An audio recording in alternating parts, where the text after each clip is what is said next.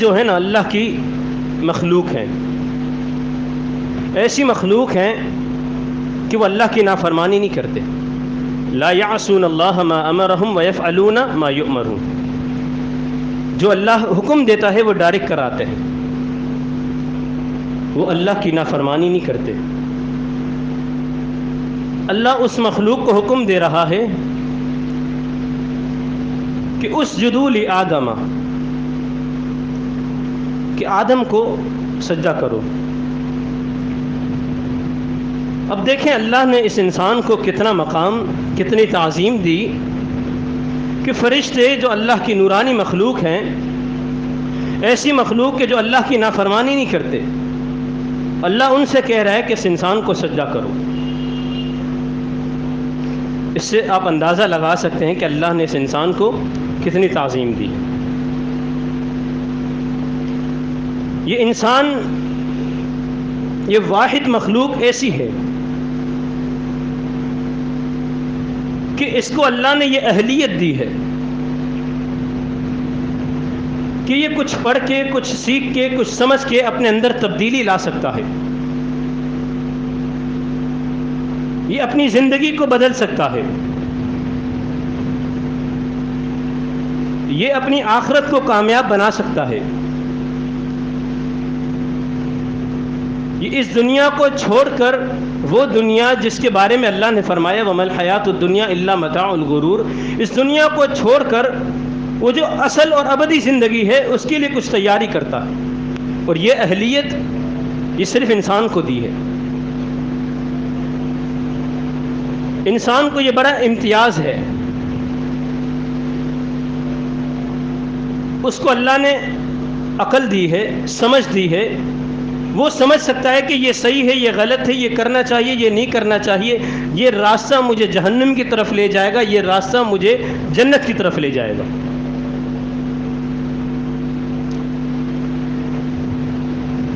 اور ایک انسان کے لیے ضروری ہے کہ اپنی کامیابی کے لیے وہ علم نافع حاصل کرے. ایسا علم حاصل کرے کہ جو اس کو نفع دے سکے، جو اس کو فائدہ دے سکے، جو اس کو کامیاب کر سکے. جب قیامت کے دن اللہ کی بارگاہ میں وہ آئے تو وہ اس کا سر جھکا ہوا نہ ہو. سر جھکا ہونے سے مطلب کہ اس کو شرمندگی نہ ہو.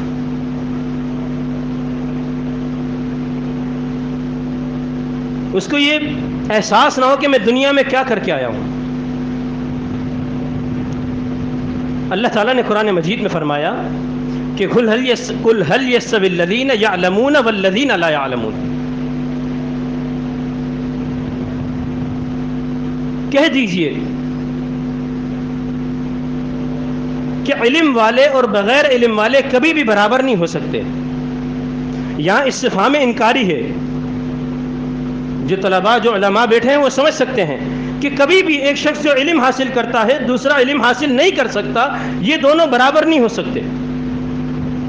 ایک شخص سے اتنی محنت کرتا ہے، علم حصول کے لیے اپنا وقت دیتا ہے، اپنی توانائیاں صرف کرتا ہے، وہ شخص اور دوسرا شخص جو ایسے ہی دنیا کے پیچھے چل رہا ہے. اللہ ان دونوں کو برابر نہیں رکھتا کہ کبھی بھی برابر یہ لوگ ہو ہی نہیں سکتے کہ جو انسان علم حاصل کرے اور دوسرا وہ کہ جو علم حاصل نہ کرے. یرفع اللہ الذین آمنوا منکم والذین اوتوا العلم درجات. اللہ بلند کرتا ہے ان لوگوں کو جو ایمان لے آئے، اور جن کو علم عطا کیا گیا اللہ ان کے درجات بھی بلند کرتا ہے. واللہ بما تعملون خبیر. اللہ تو خوب جانتا ہے. اللہ کو تو انسان کے دل کا بھی راز پتہ ہے. ان اللہ علیم بذات الصدور. کہ انسان یہ علم کیوں حاصل کر رہا ہے، انسان یہ کام کیوں کر رہا ہے، اس کے پیچھے اس کا راز کیا ہے. ایک حدیث ہے نبی علیہ السلام کی جس میں 5 انعامات ذکر کیے گئے. یہ ایسی حدیث انسان اس کو پڑھ لے اور اس کو سمجھ لے اور اس پر عمل کر لے، انسان کی زندگی ایک بہترین زندگی بن جائے گی. کئی کتابوں میں یہ کتب حدیث میں یہ روایت موجود ہے، طویل روایت ہے. نبی علیہ السلام کی حدیث ہے کہ من سلک طریقا یلتمس فیہ علما سہل اللہ لہ بہ طریقا الی الجنہ. کہ جو انسان اللہ کے دین کا علم حاصل کرنے کے لیے گھر سے نکلتا ہے اس کو مقصود اللہ کی رضا ہے، اللہ تعالیٰ اس کے لیے جنت کا راستہ آسان کر دیتا ہے۔ دیکھیں، دو ہی شخص اگر گھر سے نکلتے ہیں، ایک ہی راہ پر چلتے ہیں، ایک ہی راستہ ہے، ایک اللہ کے دین کا علم حاصل کرنے کے لیے جا رہا ہے، دوسرا اپنی دنیا کے لیے جا رہا ہے، ان دونوں میں بہت فرق ہے۔ جو اللہ کے دین کا علم حاصل کرنے کے لیے جا رہا ہے، اللہ اس کے لیے جنت کا راستہ آسان کر دیتا ہے۔ اس حدیث میں 5 انعام ذکر کیے گئے، ان میں سے پہلا انعام یہ ہے کہ اللہ رب العالمین اس انسان کے لیے جنت کا راستہ آسان کر دیتا ہے۔ وہ چل تو زمین پہ رہا ہے لیکن اس کا راستہ جنت کی طرف جا رہا ہے، اللہ اس کا راستہ آگے آسان کر رہا ہے، چاہے وہ بچہ ہو، چاہے وہ بڑا ہو، چاہے وہ بوڑھا ہو، جس بھی ایج کا ہو، اللہ اس کے لیے جنت کا راستہ آسان کر دیتا ہے۔ دوسرا انعام کیا ہے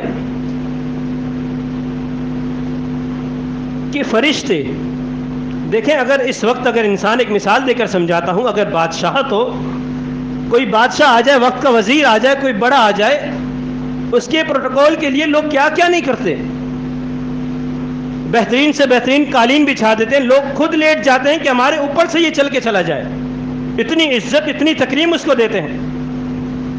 وقت کا کوئی بادشاہ ہو، وقت کا کوئی وزیر ہو، دنیاوی اعتبار سے، لیکن یہاں اللہ اس کو کیا انعام دے رہا ہے، یہ انعام سنیں کہ جو انسان علم نافع حاصل کرنے کے لیے، حصول علم کے لیے اپنے گھر سے نکلتا ہے، اللہ کے جو فرشتے ہیں وہ اپنے پروں کو بچھا دیتے ہیں۔ بھائی کس کے لیے؟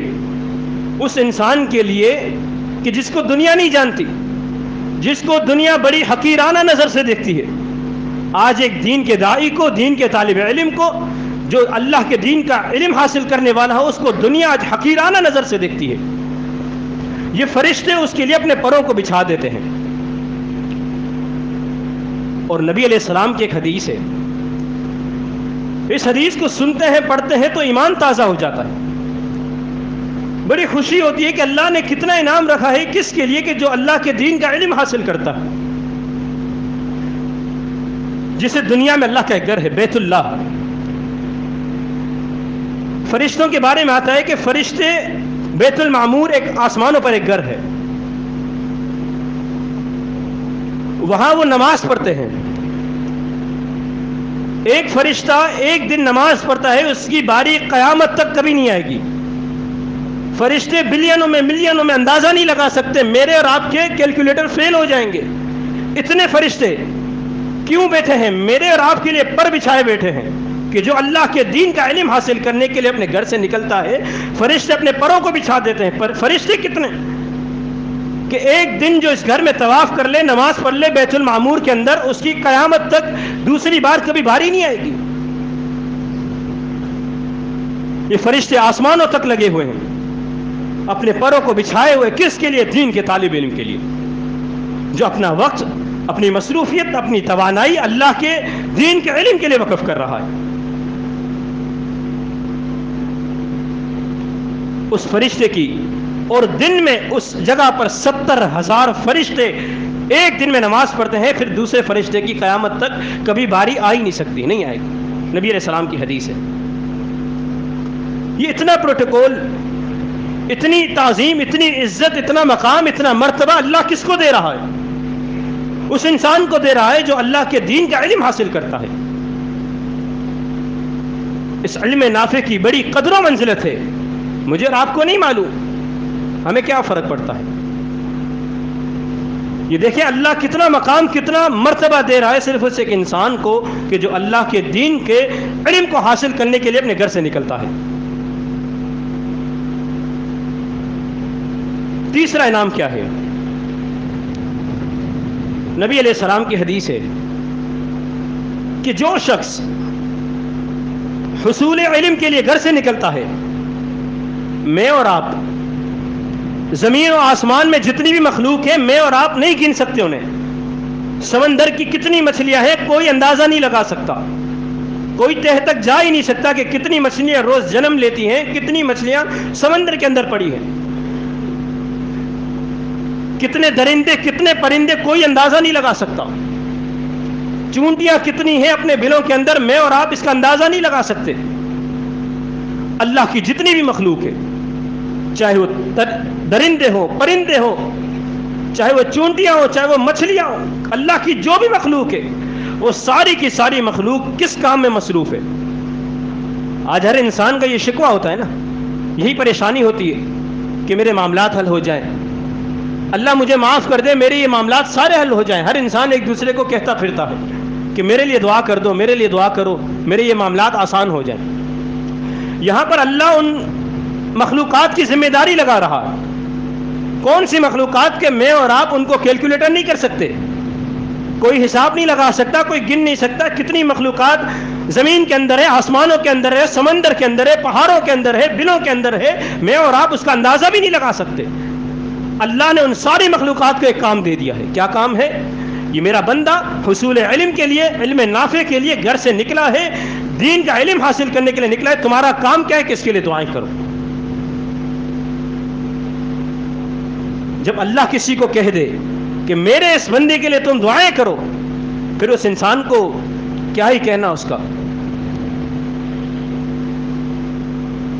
اس کے بعد چوتھا جو انعام ہے وہ یہ ہے کہ ایک عالم کو ایک عابد پر، عالم اسے کہتے ہیں کہ جس نے دین کا علم حاصل کیا ہو، علم نافع حاصل کیا ہو، کتاب و سنت کی اس کو سمجھ ہو، کتاب اللہ سنت رسول کا اسے معلوم ہو، اس کو عالم کہتے ہیں. اس کی ایک عابد پر ایسے فضیلت ہے کہ جیسے 14ویں کے چاند کو ستاروں پر ہے. عابد کسے کہتے ہیں؟ جو عبادت گزار ہو، نمازوں کا پابند ہو، تہجد کا پابند ہو، قرآن مجید پڑھتا ہو، روزے رکھتا ہو، زکوٰۃ دیتا ہو، عبادت گزار ہو، حقوق اللہ میں بڑا پابند ہو، اسے عابد کہتے ہیں. بڑا نیک گزار بندہ ہو.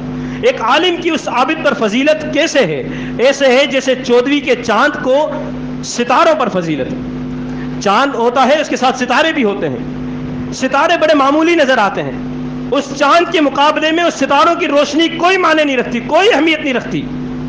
وہ ستارے کتنے ہوتے ہیں، یہاں سے دیکھتے ہیں ہمیں نظر آتے ہیں چھوٹے چھوٹے، چاند کتنا بڑا ہوتا ہے. وہ ستاروں کی روشنی اس چاند کی روشنی کے نزدیک کوئی اہمیت نہیں رکھتی، کوئی معنی نہیں رکھتی. اسی طرح کسی عابد کی بات، کسی عالم کی بات پر کوئی اہمیت، کوئی فوقیت نہیں رکھتی. اس کے متعلق ایک بات بتاتا ہوں. ایک مشہور واقعہ آپ نے سنا ہوگا بنی اسرائیل کے ایک شخص کا، جس نے 99 قتل کیے تھے. 99 قتل کرنا کوئی معمولی بات نہیں ہے. ایک قتل پر اللہ تعالیٰ نے کتنی وعید بیان فرمائی ہے. اس نے 99 قتل کیے تھے. اب اسے احساس ہوا کہ میں نے غلط کیا ہے.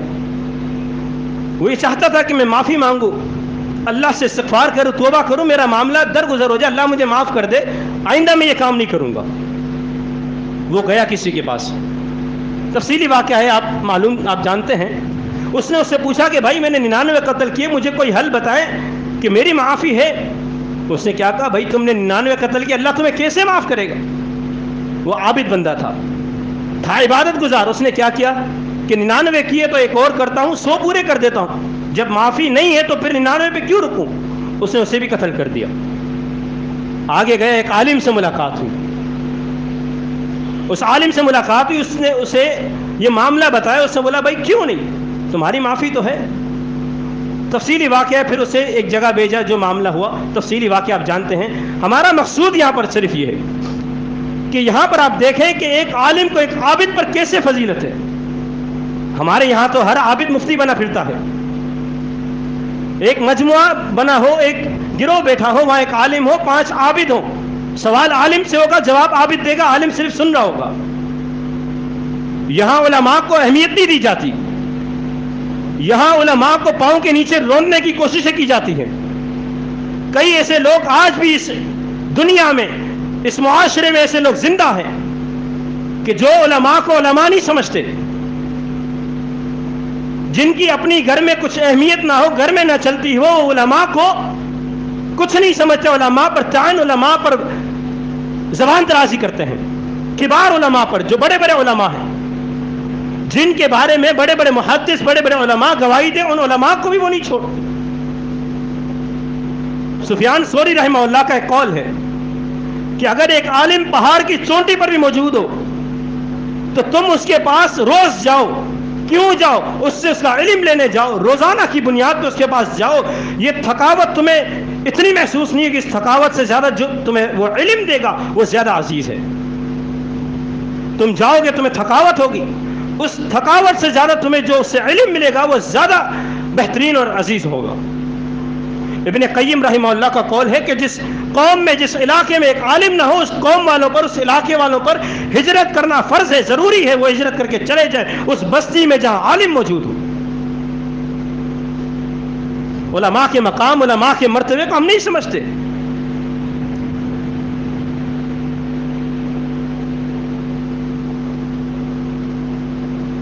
چوتھا بندہ، پانچواں بندہ، پانچواں انعام کیا ہے؟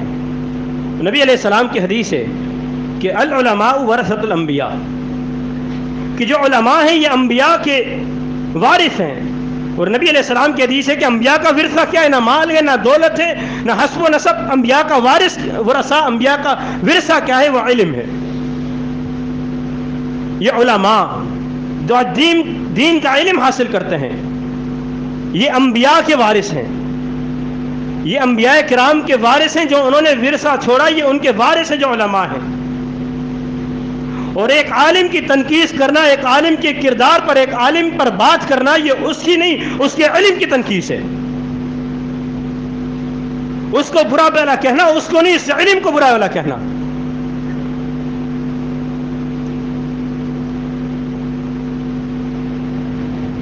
تو انسان یہ غور کرے کہ سلف صالحین نے، صحابہ کرام نے کیا کچھ نہیں کیا حصول علم کے لیے۔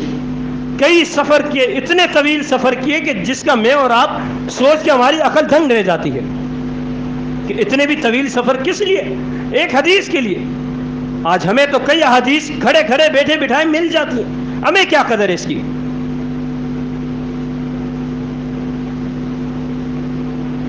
ابو حاتم الرازی رحمہ اللہ کا ایک قول ہے، ان کے بارے میں آتا ہے کہ انہوں نے 3000 میل صرف بولنا آسان ہے، انسان سوچے سفر میں اور آپ نہیں کر سکتے۔ 3000 میل پیدل سفر کیا ہے، کوئی سواری نہیں۔ کس لیے سفر کیا؟ 3000 میل پیدل سفر کرنے کی وجہ کیا تھی؟ حصول علم تھا، اللہ کے دین کا علم حاصل کرنا تھا، اپنی آخرت کو سنوارنا تھا، دنیا سے بے رغبتی تھی، کامیابی انہیں پتہ ہے کہ کامیابی کس میں ہے۔ فمن زحزح عن النار وادخل الجنة فقد فاز، کہ جو جہنم سے بچا لیا گیا جنت میں داخل کر دیا گیا، اصل کامیاب شخص وہی ہے۔ ان کو معلوم تھا۔ 3000 میل پیدل سفر کیا، کس کے لیے؟ حصول علم کے لیے۔ پھر ان سے ان کے شاگرد نے پوچھا شیخ اس کے بعد پھر آپ نے سفر چھوڑ دیا؟ اب سنیے جواب کیا تھا ان کا۔ کہا میں نے سفر نہیں چھوڑا، لیکن میں نے اس سفر کو گننا چھوڑ دیا اس کے بعد کہ میں نے کتنا سفر کیا۔ اللہ اکبر۔ انسان سوچے تو اس کی عقل یہ نہیں کہتی، تسلیم نہیں کرتی، لیکن انہوں نے یہ سفر کیے 3000 میل۔ آپ اندازہ لگائیے کتنا سفر ہوگا صرف پیدل۔ کیوں کیا بھائی؟ کون سا بینک بیلنس کمانا تھا؟ کون سا پیسہ وہاں سے اٹھانا تھا؟ کچھ نہیں تھا، صرف حصول علم کے لیے۔ انہی کے بارے میں آتا ہے ابو حاتم الرازی رحمہ اللہ کے بارے میں کہ ایک مرتبہ سفر پر گئے، جو زیادہ راہ اٹھایا تھا وہ ختم ہو گیا، زیادہ راہ ان کا ختم ہو گیا۔ اب کیا کریں؟ وہ ان کے پاس اپنے جو کپڑے تھے وہ انہوں نے بیچ دیے۔ کیوں بیچے؟ کس لیے بیچے؟ کیا خریدنا تھا؟ کہ کچھ زیادہ راہ مل جائے تو حصول علم کا سفر میرا اور طویل ہو جائے اور میں اللہ کے دین کا علم اور حاصل کروں، علم نافع اور حاصل کروں، اور اپنی دنیا کو چھوڑ کر اپنی آخرت کو بہترین بناؤں۔ اللہ نے اگر آپ کو اولاد دی ہے، آپ چاہتے ہیں کہ آپ کی اولاد آپ کے لیے آپ کی دنیا سے جانے کے بعد کچھ بہترین ثابت ہو، صدقہ جاریہ ہو، تو انہیں دین کے علم کو حاصل کرنے کے لیے وقف کریں۔ اپنی ایک اولاد تو ایسی بنا دیں کہ کل اگر آپ کا یہاں جنازہ موجود ہو تو وہ آپ کا جنازہ تو پڑھا سکے، آپ کی آخری ملاقات میں وہ آپ کو کچھ دے تو سکے، یا کھڑے کھڑے چھوڑ کے آ جائے۔ اگر انسان یہ چاہتا ہے کہ میرے جانے کے بعد میری ایک بات ہمیشہ یاد رکھنا، کوئی بھی انسان ہو، انسان فوت ہوتا ہے، مر جاتا ہے، دنیا سے چلا جاتا ہے، اس کا جنازہ لایا جائے گا جتنے اخلاص سے، جتنے سچے دل سے، جتنی سچی نیت سے اس کا اپنا پڑھائے گا، غیر نہیں پڑھائے گا، غیر جنازہ پڑھائے گا، دعائیں کرے گا، لیکن جتنا اخلاص، جتنا درد اس اپنے کے اندر ہوگا اتنا درد کسی غیر کے اندر نہیں ہوگا۔ ایک اولاد تو اپنی ایسی وقف کریں کہ جو دین کی داعی بنے، اللہ کے دین کے علم کو حاصل کرے، آپ دنیا سے جائیں تو آپ کے لیے کچھ فائدہ مند تو ثابت ہو۔ نبی علیہ السلام کی حدیث ہے کہ جو انسان چلا جاتا ہے اس کے لیے 3 چیزیں فائدے مند ہوتی ہیں وفات کے بعد بھی، ان میں سے ایک کون ہے کہ نیک اولاد ہو، صدقہ جاریہ ہو۔ جب قیامت کے دن وہ باپ آئے، اسے اللہ کہے کہ تمہاری یہ نیکیاں ہیں، یہ نیکیاں ہیں، وہ کہے اللہ میں نے تو اتنی نیکیاں نہیں کی، اللہ اسے کہے گا کہ تم نے جو اولاد چھوڑی تھی اس نے تمہارے لیے دعائیں کی ہیں اسی وجہ سے۔ جسے اللہ نے بیٹیاں دی ہے انہیں چاہیے کہ انہیں بھی دینی تربیت کریں، انہیں بھی علم سکھائیں کہ آگے جا کے ان کی پریشانیاں دور ہو جائیں۔ ایک بچہ جب دنیا میں آتا ہے اس کی پہلی درسگاہ اس کی ماں کی گود ہے، وہ ماں بہت بنتی ہے، پہلے آپ کی بیٹی، آپ اسے سمجھائیں، اسے تربیت کریں، اسے سکھائیں، شوہر کے حقوق سکھائیں، اسے دینی تعلیمات دیں کہ اللہ کے رسول کا تعلق اپنی ازواج کے ساتھ کیسا تھا، ازواج مطہرات کا تعلق اپنے شوہر کے ساتھ کیسا تھا۔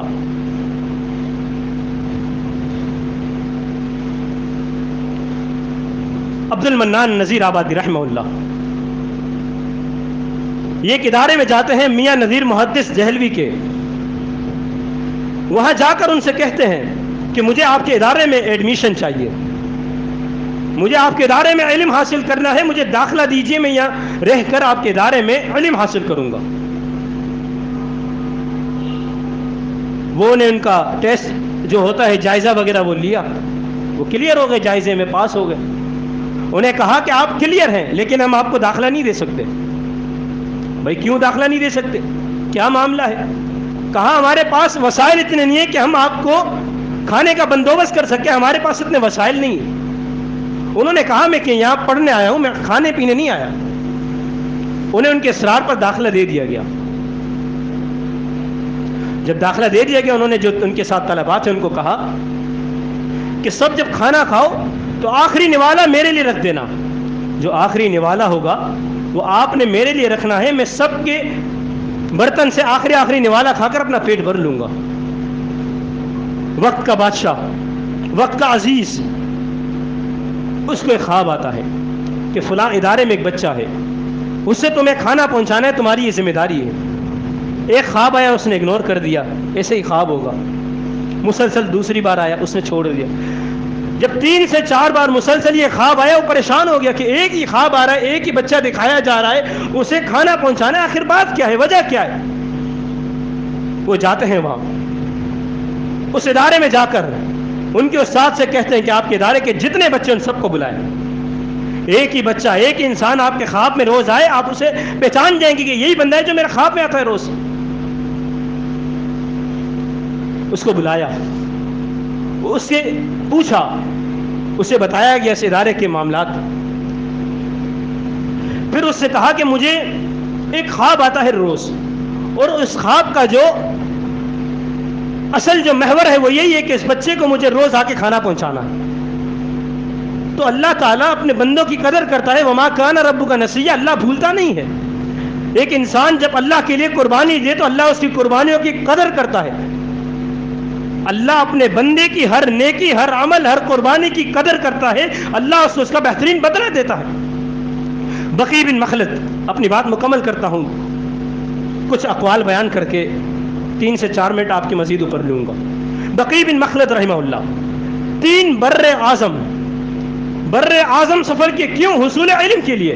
بر اعظم یورپ، ایشیا، امریکہ، افریقہ، پیدل سفر کرنے، بھائی سواریاں اس وقت یہ جہاز، ہیلی کاپٹر، یہ ٹرینیں، یہ کوچیں نہیں تھی، یہ کرولا کار، یہ مرسیڈیز یہ نہیں تھی۔ انسان سفر کرتا تو پیدل جاتا یا گدھے پر، یہ سواریاں ہوتی، اونٹ پر جاتا، یہ سواریاں ہوتی۔ جناب جابر کے بارے میں آتا ہے مدینہ سے شام جاتے، کیوں جاتے؟ ایک حدیث کا سفر کرنے، ایک حدیث سننے، ایک حدیث لینے کے لیے۔ مدینہ سے شام 1 مہینہ جانے کا سفر، 1 مہینہ آنے کا سفر۔ کیوں 2 مہینے سفر کس چیز کے لیے بھائی؟ ایک حدیث کے لیے۔ وہ جانتے تھے کہ اللہ نے ان کے لیے نام کیا رکھے، وہ جانتے تھے کہ ان کے لیے کون کون دعائیں کر رہا ہے، ان کے لیے کون پر بچھائے بیٹھا ہے، ان کے لیے اللہ جنت کے راستے آسان کر رہا۔ جو لینے جا رہے ہیں وہ انبیاء کا ورثہ ہے بھائی، کسی عام انسان کا ورثہ نہیں ہے، انبیاء کا ورثہ لینے وہ جا رہے ہیں۔ عامر بن شعبی رحمہ اللہ اپنے شاگرد کو ایک حدیث دیتے ہیں، اس سے کہتے کہ حدیث تم بیٹھے بٹھائے لے رہے ہو، تم لے لو، خوشی مناؤ کہ تمہیں بیٹھے بٹھائے مل رہی ہے۔ ہم تو ایک حدیث کے لیے کئی مہینے کئی دنوں تک سفر کرتے تھے، کس وجہ سے؟ صرف ایک حدیث مل جائے۔